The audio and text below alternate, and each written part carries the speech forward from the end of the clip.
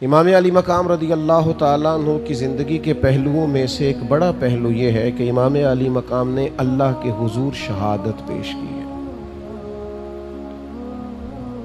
شہادت کا بہت بڑا تعلق ہے دین اسلام کے ساتھ، بہت بڑا رشتہ ہے شہادت کا صحابہ کے ساتھ، اہل بیت اطہار کے ساتھ۔ اللہ نے دیا ہوتا ہے ہمارے پاس جو کچھ بھی ہوتا ہے، مال ہو، اولاد ہو، عزت ہو، رتبہ ہو، منصب ہو، وقار ہو، لیکن مشکل یہ آتی ہے کہ رب اپنی دی ہوئی نعمتیں ہی جب اپنے راہ میں خرچ کرنے کا حکم دیتا ہے تو بعض لوگ اس میں مشکل محسوس کرتے ہیں۔ اللہ تعالیٰ جو ہمیں دیتا ہے پھر رب کریم اپنے رستے میں خرچ کرنے کا کہے تو بعض لوگ الا ماشاءاللہ مشکل محسوس کرتے ہیں، لیکن رب کہتا ہے وَمِمَّا رَزَقْنَاهُمْ يُنْفِقُونَ، وہ جو میں نے نہیں تمہیں دیا اس میں سے میری راہ میں خرچ کرو، میں نے دیا ہے نا تمہیں۔ حضرت امام حسین رضی اللہ تعالیٰ عنہ نے اس بات کو اتنا عروج دیا کہ انہوں نے وطن بھی اس رستے میں قربان کیا، مال بھی اس رستے میں قربان کیا، اولاد بھی اس رستے میں قربان کی، اور جان بھی چونکہ رب کی دی ہوئی تھی تو انہوں نے جان بھی اللہ کے رستے میں قربان کر دی۔ میرے دوستو، یہ شہادت کا بڑا گہرا تعلق ہے خدمت دین کے ساتھ۔ یعنی نبی پاک صلی اللہ تعالیٰ علیہ وسلم جبل احد پر تشریف فرما ہے تو جبل احد وجد کرنے لگا تو حضور فرمانے لگے احد ٹھہر جا۔ حضور تشریف فرما تھے احد پر، جناب صدیق اکبر تھے، فاروق اعظم تھے، حضرت عثمان غنی تھے علیہم رضوان، تو محبوب فرمانے لگے احد ٹھہر جا، تیرے اوپر ایک نبی، ایک صدیق اور 2 شہید موجود ہیں۔ آپ اسلام کی تاریخ دیکھیں، شہداء سے بھری ہوئی ہے۔ شہادت پیش کر دینا یعنی جان ہی اللہ کے رستے میں قربان کر دینا۔ جان، ہم اپنی جان کے مالک نہیں ہیں، اس کا مالک ہمارا رب ہے، اس لیے کوئی اپنی مرضی سے مرے تو خودکشی حرام ہے، اور اس کے رستے میں چلا جائے تو اللہ شہادت کا درجہ عطا کر دیتا ہے۔ یہ اس کے رستے میں جانی چاہیے۔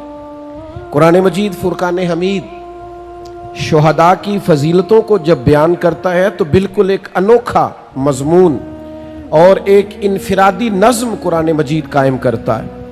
یعنی کچھ لوگ بدر میں شہید ہو گئے تو اب ظاہر ہے کہ جو رواج ہوتا ہے بات کرنے کا، ہمارے ہاں بھی اسی عرف میں بات ہوتی ہے، فلاں کا انتقال ہو گیا۔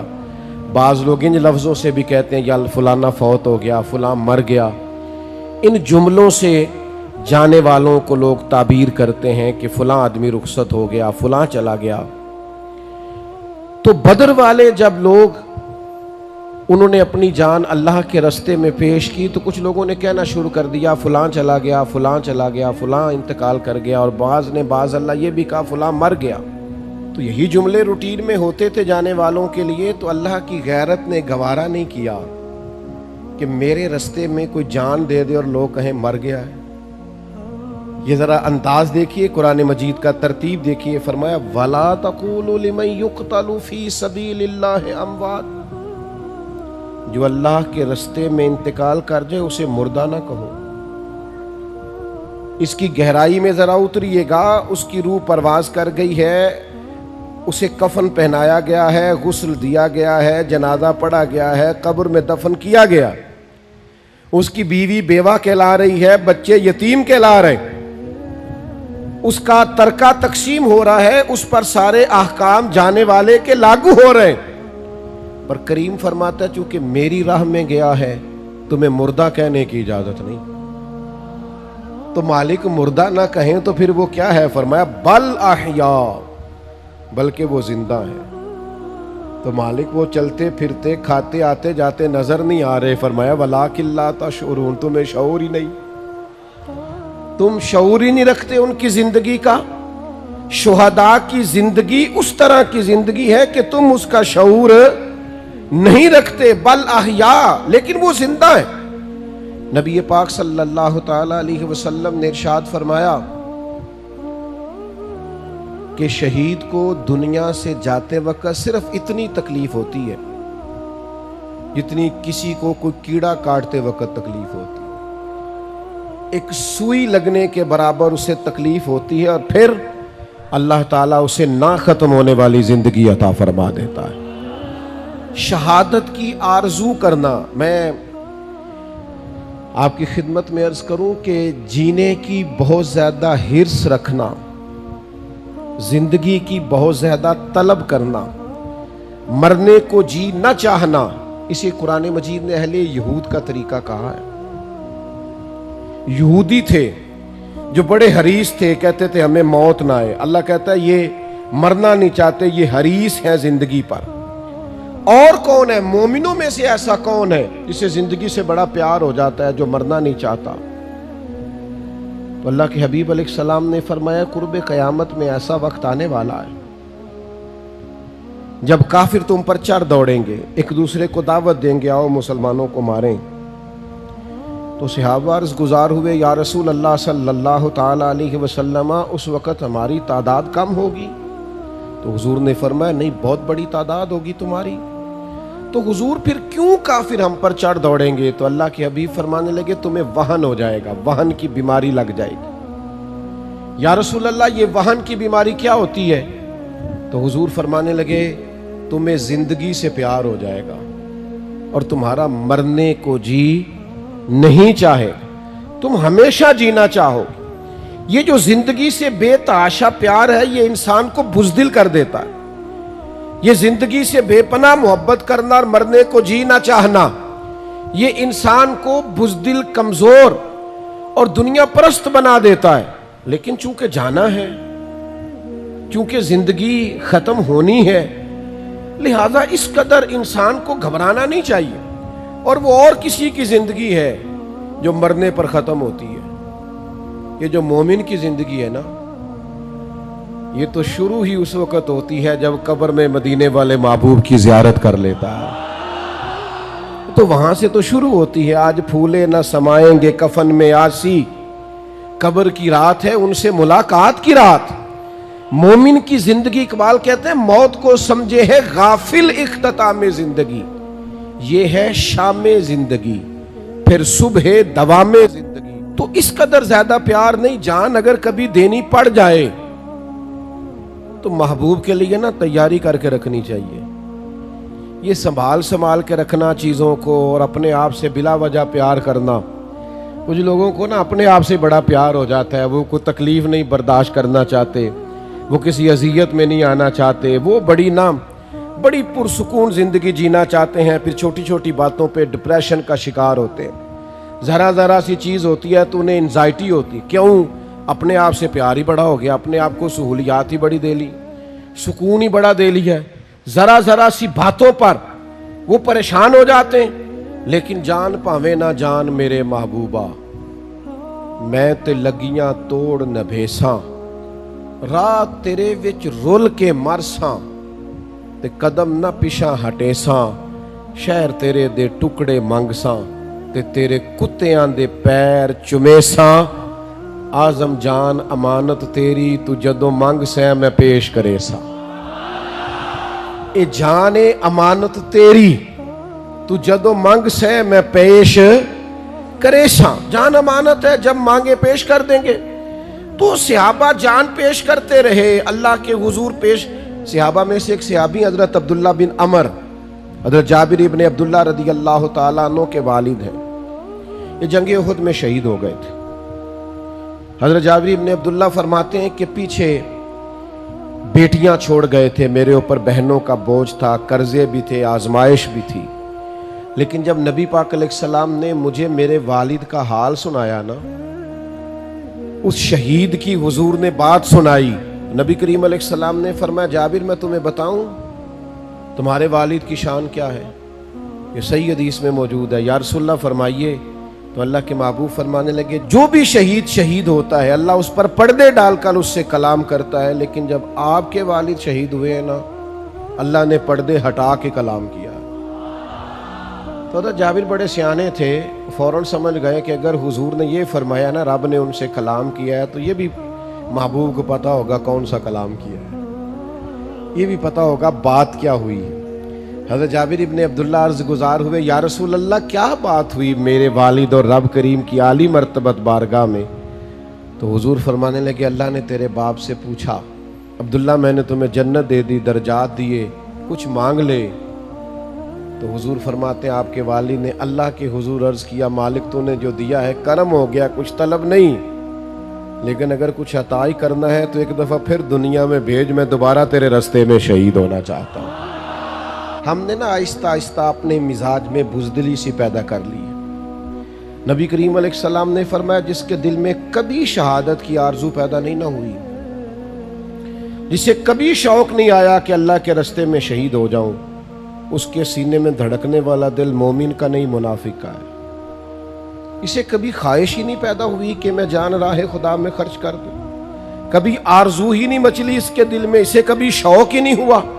عزیز دوستو، اللہ کے رستے میں شہادت کی جو لذت ہے، جو کیف ہے، جو سرور ہے، حضور کی نظر کرم رہتی ہے شہداء پر. محبوب نظر عنایت سے دیکھتے ہیں اللہ کی راہ میں شہید ہونے والوں کو. جنگ موتا کے لیے جب صحابہ جا رہے تھے تو نبی پاک صلی اللہ تعالی علیہ وآلہ وسلم نے ان کو وصیت فرمائی. فرمایا حضرت زید بن حارثہ رضی اللہ تعالیٰ عنہ کو اپنا امیر بنا لینا، اگر وہ شہید ہو گئے تو جناب جعفر طیار کو بنا لینا. پھر ایک اور صحابی کا ذکر کیا، فرمایا اگر وہ بھی شہید ہو گئے تو ان کو بنا لینا، اور فرمایا اگر وہ بھی شہید ہو گئے نا تو پھر تم باہمی مشاورت سے جس کو چاہو امیر بنا لینا.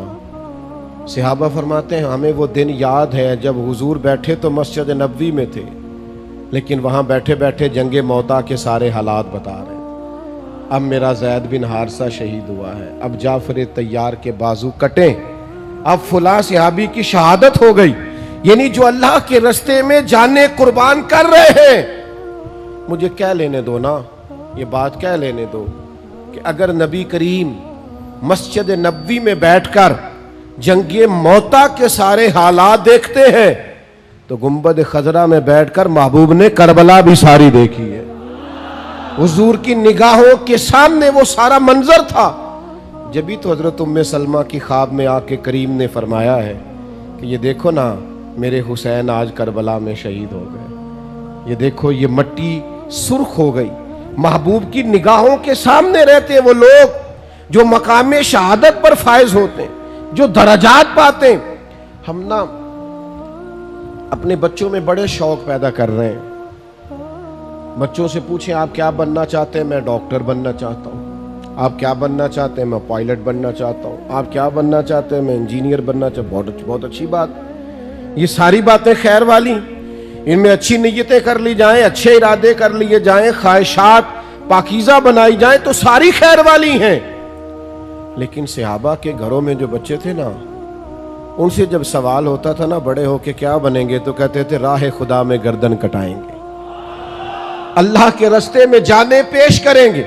ان کے جذبات انوکھے تھے کہ عمر تھوڑی ہے، قد چھوٹا ہے، بڑا بھائی سلیکٹ ہو گیا ہے جہاد میں جانے کے لیے، تو چھوٹا آگے بڑھ کے کہتا ہے یا رسول اللہ آپ نے اسے سلیکٹ کر لیا ہے لیکن عمر اس کی بے شک تھوڑی زیادہ ہے، قد بڑا ہے، وہ مجھ سے کشتی کرا کے دیکھ لیں، میں طاقتور اس سے زیادہ ہوں، آپ بے شک تھوڑی پنجہ آزمائی کرا لیں.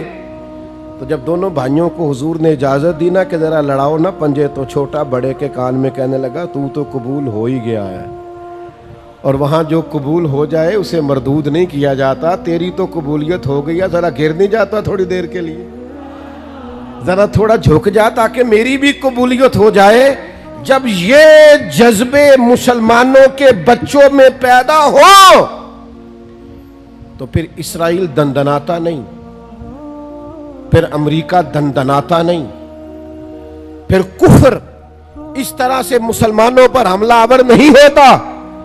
پھر مسلمان نعرہ تکبیر بدر میں لگاتے ہیں اور کیسر و کسرا اپنے محلات میں کانپ جایا کرتے ہیں.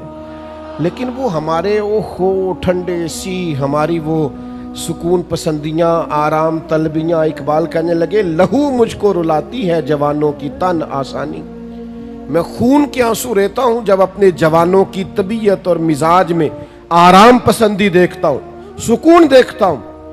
यार कैसे हम इनकलाब लाएंगे जब हम अपने बच्चे को सुबह उठाएं तो वह नाराज हो जाए, कितनी जल्दी जगा दिया, मैं तो मोबाइल ही मेरा 3 बजे बंद हुआ था। जब इस बात पर औलादे बिगड़ने लगे, जो वक्त अल्लाह ने सोने का बनाया है वो बेदार रह के गुजारा जाए, और जो बेदार रहने को कहा है वो सोकर गुजारा जाए, तो आप क्या तवक्को रखते हैं उस कौम से? थोड़ा गौर करें। शहादत के जज्बात, शहादत का ज़ौक़, शहादत की तमन्ना, शहादत की आरजू, शहादत लिए इंसान का अल्लाह के हुजूर हाजिर होना, इन दरजात को आप समझें, शहादत का जज्बा अपने दिल में पैदा करें। आने वाली नस्ल को ये कहें कि मुजाहिद फी सबीलिल्लाह बनना है, अल्लाह के रास्ते में। और मैं आपसे अर्ज करूं, जो शहादत का जज्बा रखते हैं ना, जो जान देने की आरजू रखते हैं, वो माल छुपा के रखेंगे। जो जान देने की आरजू रखते हैं वो इक्तदार से चिमट के रहेंगे। जो जान देने की आरजू रखते हैं वो ये ख्याल करेंगे कि मैं छोटे छोटे मकासद में रहूं, बड़े मकासद। हजरत साद बिन मुआज बड़े महबूब सहाबी हैं नबी पाक के। जंगे खंदक में थोड़ा जख्म लग गया, नसीब इतने ऊंचे और आला थे उनके कि वो जख्म उनके वजूद पर लगा हुआ था। तो नबी करीम ने मस्जिद नबी के बाहर खैमा लगाया, उनका इलाज जारी था। तो अल्लाह के महबूब अपनी निगरानी में और कभी कभी अपने दस्ते मुबारक से भी मरहम पट्टी फरमाते। मैंने सुना है वो बन संवर कर मेरी अयादत को आ रहे हैं। और किसी ने कहा था उनके देखे से जो आ जाती है चेहरे पे रौनक, तो वो समझते हैं कि बीमार का हाल अच्छा है। तो नबी पाक अलैहिस्सलातु सलाम उनकी तीमारदारी फरमाते, करम नवाजी फरमाते, हुजूर रहमत करते, बंदा नवाजी फरमाते। हजरत साद बिन मुआज ने ना बीमारी, अब खैमा लगा हुआ है, जख्म का इलाज हो रहा है, उसी हालत में अल्लाह के हुजूर दुआ मांगते हैं। कहते हैं मालिक तू जानता है मेरे दिल में सबसे ज्यादा जज्बा कुफारे मक्का से लड़ने का था। ऐ अल्लाह अगर इनके साथ कोई जंग बाकी है तो मुझे जिंदा रख, वरना मौका बड़ा अच्छा है, हुजूर नजर करम फरमाए हुए, मुझे इसी जख्म से शहादत की मौत अता कर दे। जब उन्होंने दुआ मांगी तो उनका जख्म फिर से फट गया, खैमे से खून निकलने लगा। करीम महबूब को इत्तला हुई, हुजूर तशरीफ लाए। एक कदम यहां रखते महबूब, दूसरा उधर आगे करके रखते, तीसरा जरा हटा के रखते। हुजूर उनके सर पर पहुंचे तो उनके सर को उठा के गोद मुबारक में रख लिया।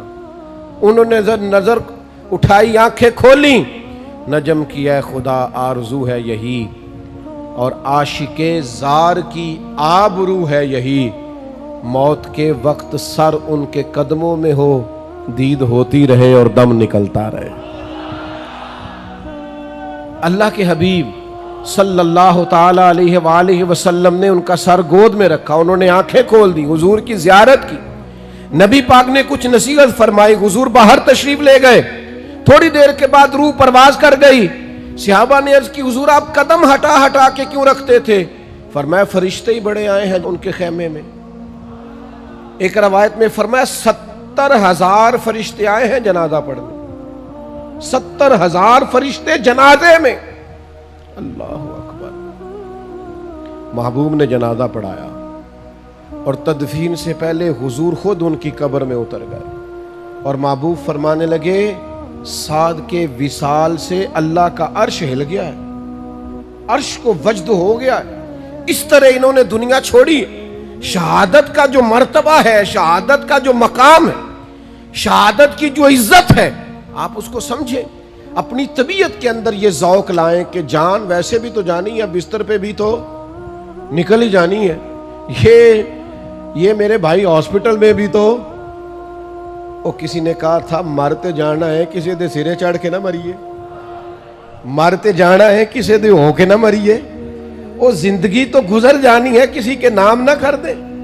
क्या अपने आप से प्यार करना, हर वक्त जीने की आरजू करना है वही तेरे जमाने का इमाम बरहक जो तुझे हाजिर व मौजूद से बेजार करे और मौत की शक्ल में दिखला के तुझे जलवा यार, जिंदगी तेरे लिए और भी दुश्वार करे, जो तेरा जीना मुश्किल कर दे, तेरा जीना मुश्किल। और आप अंदाजा करें ایک صحابی تھوڑی سی نا ٹانگ مبارک دبا کے چلتے ہیں بظاہر. جنگ احد میں 4 بیٹے لے کے آئے، اپنے 4 بیٹے، حضور یہ میرے چاروں قبول کر لیں. جب وہ لوگ اللہ سے لیتے ہیں تو پھر نہیں گنتے، اور جب واپس دیتے ہیں میں 10,000 دیتا ہے مسیطے، اعلان کر دیو. میں ختم شریف پہ چلا گیا تو وہ کہنے لگے جی ہمارے والد انتقال کر گئے تو ہم ان کی طرف سے نا 50,000 مسجد کو دے رہے ہیں، ذرا اعلان کر دیں. میں کہ ابا کی دے گیا تو کئی دکانہ نے اور بھی کافی مال ہے. میں کہ انہیں بھی جان لگے مسیطے اعلان کرایا کہ انجی دے گیا ہے. نہیں انہوں نے تو، میں نے کہا آپ اس میں سے والد کے نام پہ 50,000 دے رہے ہیں، وہ بھی مسجد میں اعلان کرا کے. یعنی جب اللہ سے لیتے ہیں، کسی نے امام شافعی سے کہا کہ میں دینا چاہتا ہوں اللہ کے رستے میں پر کوئی مستحق بندہ نہیں ملتا، تو امام صاحب مسکرا پڑے. بعض لوگوں کے سوالوں پہ مسکرانا ہی چاہیے. وہ کہنے لگا حضور آپ مسکرائے کیوں؟ فرمانے لگے کمال ہو گئی ہے نا، تجھے مستحق بندہ ہی نہیں مل رہا خرچ کرنے کے لیے. تو بتا اللہ نے جو تجھے دیا تو اس کا مستحق تھا؟ تیری محنت اتنی ہے، تیری عبادت اتنی ہے، جب رب نے بغیر تیری مشقت اور محنت کے اپنے فضل سے دیا ہے تو بھی اللہ کے بندوں کو دیا کر، تو بھی دل کھولا کر. نبی کریم نے حضرت اسماء بنت ابی بکر سے کہا تھا اللہ کے رستے میں گن گن کے نہ دیا کر، اس کے راہ میں بے حساب دے، وہ بھی تجھے بے حساب ہی عطا فرمائے گا. تو میرے عزیزو یہ بات یاد رکھیں کہ جذبات ہونے چاہیے اس کے رستے میں خرچ کرنے، اپنی جان کا نذرانہ پیش کرنے کی ہر وقت خواہش ہونی چاہیے. انسان کے اندر جذبہ ہو، شوق ہو، وارفتگی ہو کہ میں نے اپنے آپ کو پیش کر دینا اپنے رب کے حضور. اس میں بڑی تازگی ہے، اس میں بڑی لذت ہے. اور اس سارے عنوان کو، اس سارے نظریے کو پورا عروج دیا ہے تو امام حسین نے دیا ہے. علی کا گھر بھی وہ گھر ہے کہ جس گھر کا ہر ایک بچہ جسے دیکھو وہی شیر خدا معلوم ہوتا ہے. یعنی ہر ایک نے، وہ جنگ بدر کے موقع پہ نا جاسوس بھیجے تھے، ابو جہل نے کہا ذرا دیکھ کے آؤ مسلمانوں کی تعداد کیا ہے. تو جاسوس واپس گیا تو اس نے کہا 312 یا 313 لوگ ہیں، اور ان میں سے بھی کچھ بچے ہیں کچھ بوڑھے ہیں. تو ابو جہل کہنے لگا جنگ کیا کرنی ہے، ان کو صبح گھوڑوں کی پشتوں پہ باندھ کے مکے لے جاتے ہیں، وہاں جا کے دیکھیں گے کیا کرنا ہے. تو جاسوس کہنے لگا ٹھہر تو صحیح، پوری بات تو سن. بندے 313 ہیں پر کسی ایک کا بھی واپس جانے کا ارادہ نہیں. جس کے پاس سے گزرے تھے مصلی پہ بیٹھا تھا اور شہادت کی دعا مانگ رہا تھا. کسی کا بھی لوٹ کے جانے کا ارادہ. حضرت عمر کہتے ہیں اللہ اپنی راہ میں شہادت کی موت دے، اور دے بھی اپنے محبوب کے شہر میں. انہیں مل گئی نا، مسجد نبی میں مل گئی. تو بھائی خواہش تو ہو، طبیعت تو ہو، آپ کا دل تو ہو، آرزو تو مچلے، آپ یہ ذہن تو بنائیں. ہمارا ارادہ نہیں ہوتا، ہم خرچ نہیں کرتے اپنی صلاحیتیں دین کے لیے. امام حسین نے جو قربانی دی ہے وہ بڑی انوکھی ہے. 6 مہینے کے علی اصغر کو بھی پیش کیا، چڑھتی جوانی علی اکبر کو بھی اللہ کے حضور پیش کر دیا، جناب عباس کو بھی پیش کر دیا گیا. اور ان سارے زخموں کے باوجود جب حسین ابن علی خود میدان میں نکلے ہیں تو روتے نہیں، ڈرتے ہوئے نہیں، سہمے ہوئے نہیں. پہلے انہوں نے مدینے والے محبوب کا دیا ہوا امامہ باندھا ہے، پھر انہوں نے اپنے والد کی ذوالفقار حیدری تھامی ہے، اور پھر وہ میدان میں آئے ہیں تو پورے دبدبے کے ساتھ انہوں نے خطبہ ارشاد فرمایا ہے. تو پھر پوری چہرے اور طبیعت کی پورے روب کے ساتھ پھر وہ میدان میں آئے ہیں تو ڈرے ہوئے نہیں. بہت سارا لشکر دیکھ کر وہ گھبرائے نہیں، معاذ اللہ تلوار نہیں پھینک دی، بلکہ ہمت کے ساتھ، دلیری کے ساتھ میدان میں نکلے ہیں. سناؤ اپنے بچوں کو قصے خیبر و خندق کے، کہانی سن کے حیدر کی دلوں سے ڈر نکلتا ہے. اور ایک شاعر نے مولا علی کی بارگاہ میں نذرانہ پیش کیا تھا. اس نے کہا تھا دیواریں ہلتی رہتی ہیں اور در کانپ جاتا ہے، علی کا نام سن کے اب بھی خیبر کانپ جاتا ہے. تو اپنے اندر یہ جذبات حسن پیدا کریں، اللہ کے حضور نظر پیش کرنے کا جذبہ پیدا کریں، اپنی طبیعت کو تازہ کریں. ہر وقت شہادت کی آرزو، ہر وقت اس کی راہ میں قربانی کا جذبہ، ہر وقت ارادہ اس کی بارگاہ میں کچھ نہ کچھ پیش کرنے کا یہ رکھیں. نبی پاک علیہ السلام کی بارگاہ میں نا ایک شخص نے آ کے کچھ مانگا تھا تو حضور نے فرمایا یار بظاہر اس وقت تو کچھ موجود نہیں, یا میرے نام پہ قرضہ لے لے دکاندار سے. تو حضرت عمر عرض کرنے لگے حضور اللہ تو ہمیں اس کا پابند نہیں کرتا, ہے تو دے دو نہیں تو ٹھیک ہے. تو حضرت بلال کہنے لگے یا رسول اللہ آپ بانٹیے, عرش کا مالک بڑا عطا کرے گا. یعنی قرضہ لے کے بھی حضور اس کی راہ میں دینا ہے تو پھر دینا ہے. اپنے اندر یہ شوق لائیے.